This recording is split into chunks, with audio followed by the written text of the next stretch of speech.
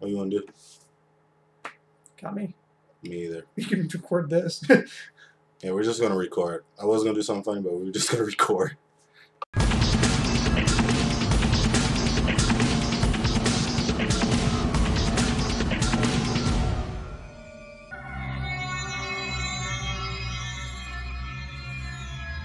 Welcome back, everybody, to the Search Show 24/7. I'm Chris, and if you watched my last review, my Avengers review, you know this guy. This guy is named John, and we're about to review Season 2, Episode 2 of Young Justice, entitled Earthlings. So, John, would you please do me the honor and just tell us, a quick plot? Okay. Well, picks up where the previous episode left off. They're on Rann. They're trying to figure out where the Crotans are. Pretty much, Miss Martian uses a psychic link to bridge Adam Strange and the Rannians' brains so they can understand each other, which is pretty cool, honestly. Yeah. But pretty much, they get help from them. They find out that the Crotans, the Rannians already knew the Crotans stole the technology, but they couldn't really do anything about it. So the team pretty much went off into the train into the forest to stop the Crotans. They break in, blow up the base, escape, but they see them when they blow up the base. They go after them. Miss Martian, Beast Boy, and then Superboy and Adam Strange's girlfriend. I can't remember her name right now. Yeah, I can't either for some reason. Leandra or something. Leandra. I'm sorry. That's what we're gonna call her. Yeah, they Superboy and Leandra were separated from Miss Martian and Beast Boy. Miss Martian and Beast Boy were captured, and Superboy and Leandra freed them, and pretty much they say they need to return to Earth, and Miss Martian learns what happened in the missing hours. Okay. Justice League. All right, cool. So, this episode was pretty interesting.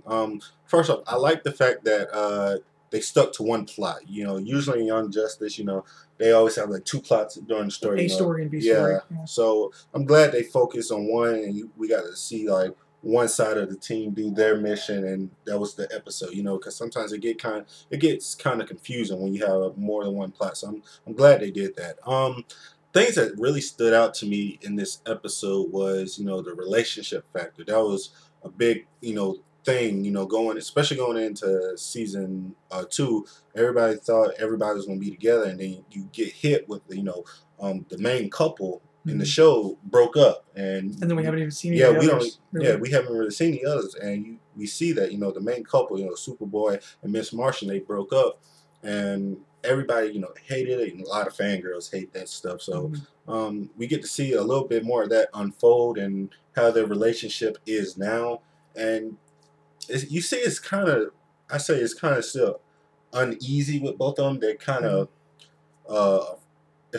I feel like they're kind of afraid to talk to each other and just relive or whatever happened. So I was really interested to see some of that stuff, and we find out that Superboy was the one who broke up with her, and I thought that was interesting because I always thought, especially after I saw episode 1 last week, I thought Megan was the one was gonna break up with Superboy, but you see Superboy, he took it probably more personal, and it probably rubbed him the wrong way because I think he really, really, truly, was in love with Megan, and she was the one that embraced Superboy when nobody really else did. So I really like that side of Superboy. You see him grow more as a character, especially in season 2, and I really like that. So that was really good. What about you?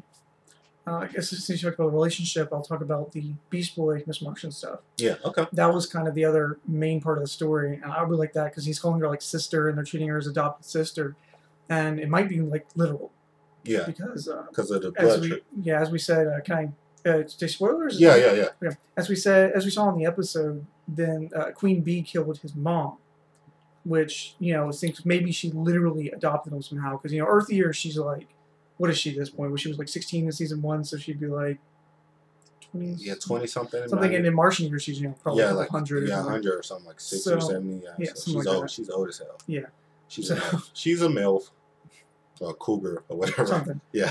Older sister. Yeah. But but Beast Boy's kind of trying to get them together, and I like a lot of stuff with him because you see whenever he transforms, he's got like the collar still. Yeah. From his clothes, and I seriously think his outfit is Martian. I think it's Martian technology because the ship can shape shift. And you know, the Martian clothes technically aren't clothes; they're probably their skin or something. Yeah. Depending on how they choose to tell the origin this time. So I think it's something like that. I think that's something she gave him. Maybe he's made from the piece of the ship even. Yeah. So, and then we find out that the monkey look that he has, that I kind of got spoiled right now. Yeah. That he kind of looks like Me too. He chooses that. Yeah. He actually he showed his base form, and he's just like he looks like he did before, just green. just green. So I really like that too. And like you said, that played a real good part in this episode because you see that they Beast Boy and Megan, since that blood transfusion and stuff, they are basically brothers and sisters. They're very and close. You see Megan really looks out for Beast Boy, and Beast Boy looks up to Megan, and I really like that. So I thought that was very interesting. Anything else? Superboy not aging. Oh yeah, and yes, on the outside. Yeah, he doesn't age on the outside, but he ages on the inside. Yeah, so it's very similar to the comics, because originally in the comics, the original '90s Superboy, I guess, before I can't remember the date right now, but I think before the early 2000s, he couldn't age, and it wasn't until he lost his powers and then started gaining Kryptonian powers that he could actually age. Yeah. So, they carried that over, and then there's, that's how I'm saying with our podcast, the review, the old comics, because there are a lot of little storylines they're taking, and a lot of things they're taking from the characters that you just won't know otherwise. Well, let me ask you a question. With the Superboy not aging stuff, do you think that plays a factor in him breaking up with Megan? Do you think that, him not aging and him always staying the same, do you think that plays a factor? Because you see that he still looks the same, but you see Megan, she looks a little bit older, you know what I mean? So do you think that he feels guilty that you think he kind of feels guilty that he will never age and she'll get older? Well, the thing is, she's a shapeshifter. Yeah, she can make herself look the same age. Yeah. I mean, I think it's a choice. And we can go into that in a minute, but with Superboy, I think it might be something deeper. I think he might be physically, he might be breaking down. He might be aging at an accelerated rate or something. Yeah. So that's why he might be it's not fair to her. It's if she forces my hand. Yeah. I think he might be yeah, that makes something like that. Yeah. But for Miss Martian, as we talked about, I think because Beast Boy's mom died, I think it's Queen Bee. I think she betrayed Queen Bee and told everybody her secret. Queen Bee lost her leverage. Yeah. So I think that she killed her Beast Boy's mom out of vengeance or trying to get back at her or something, and that's why I think Miss Martian changed her look. Yeah, because her look was based off of and mom. She didn't want Beast Boy to always oh, you remind me so much of my mom, so I think she kind of changed. Or might even been out of some respect. Did you you see a lot of movies people cutting their hair when somebody dies? Or, I mean, it might have stunned her so much she might not even be able to take the form anymore. Yeah, she probably can't. So, I thought it was a pretty good episode. I like episode 1 better for some reason. I like episode 1 better, but this episode I think is very vital. I think it moves the plot along because sometimes we just get those filler episodes just to have them, but I think this one is going to move the plot along even more, and I can't wait to see what Miss Martian knows next week, because we do find out that she knows what happened for those 16 hours. Yeah, I was pissed off when they cut it off. Yeah, I wanted something. I've been saying it for the longest. I think they should make the show an hour. They can get a lot more done, a lot more storytelling, and definitely it'll just be a lot better for everybody. So when they showed the scenes from next week, I think I might have figured out a little bit. You think so? I think they attacked the Crotans. I think that's why the Crotans are invading Earth. All right, so you think once they find out what really happened, you think the missing 6 or whatever, you think they go and try to confront them or something? I'm saying I think they attacked them, but I'm saying I think the invasion is actually going to be justified on the Crotans' part. I think because you think Batman and them, think Batman and them attacked them first, and then they're just or killed their ruler or something big, something. Okay, big. I can see that too. I think the invasion literally is going to be justified on the Crotan side. Yeah. It's a response to an act of war. Yeah, I understand. So you attack us first, and we're going to attack you hard. So yeah, that makes a lot more sense, and that's a great theory. I guess we'll find out what will go down, next week. I'm excited for it. What you think about this episode? You liked it? I loved it, mainly because it started giving us answers to the questions, but not too much that we're gonna be like, oh, well, that's answered. Now we can move on. And reading some of the episode descriptions down the line, Yeah, you see that they're going to do like in first season. You know, some episodes were missing different characters. And there was like one episode where a character was absent. Yeah. And I think they might do a little bit of that. So this episode was Superboy, Miss Martian, and Beast Boy. You know, a couple episodes down the line, they might do like Aqualad and Lagoon, Lagoon, and a couple other things like that. So yeah. I think they're gonna spend maybe an episode here or there, and they're gonna be going into all the different questions we have. Yeah. And then like first season, you know, build up, and there's every little thing in every episode tied into the ending. You know, every little tiny touch. Yeah. I think they're going to do that too. Like, they're not going to quite give the answers, and everything's going to be brought together at the end. We're going to really find out everything, or at least closer to the end. Hey, it sounds good to me, and I think that's the way they'll go with it. And like I said before in my last review, I don't think that you're going to get too much of what happened during those 5 years. I don't think so, me personally.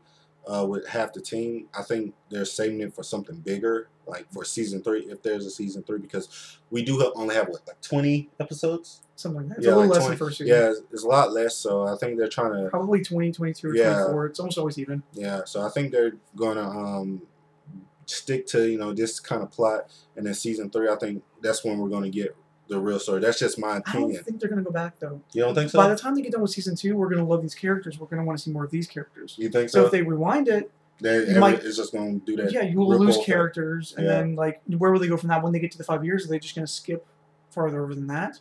I mean, if anything, they should cover that in comics or in a movie. Like, what you think they should cover? Like, what happened in the 5 years in like a tie-in comic, like they do now? Like they should do. They could do more with the tie-in comic. Yeah, honestly. they can do more with that. So, I don't know. He doesn't know, but he's got good theories.